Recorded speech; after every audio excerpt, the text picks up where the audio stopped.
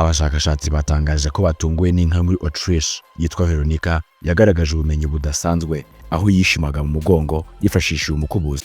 Ibi aba bashakashatsi babitangaje babinyujije mu bushakashatsi bashyize hanze bwerekana ko inka zifite ubushobozi ndetse n'ubumenyi abantu batekereza ko zidafite. Iyi nka yitwa Veronica iba mu cyaro cyo muri Autriche, yamaze igihe kinini yigisha uburyo bwo kwifashisha inkoni, umukubuzo, imikoropesho ndetse n'ibindi bikoresho mu kwishima mu mugongo n'ahandi idashobora kugira neza. Mu bisanzwe inka zishimisha ururimi cyangwa amaguru cyangwa zikikuba ku kiraro cyazo.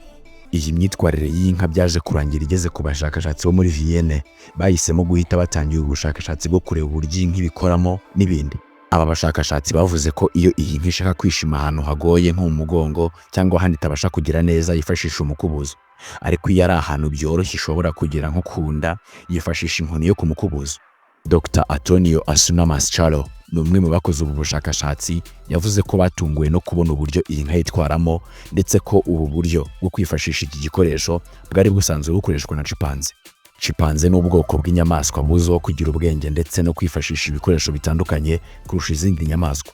Nk'urugero, zishobora kwifashisha inkoni mu gufata udusimba duto ndetse no gukoresha amabuye mu gufungura ibindi bikoresho bitandukanye.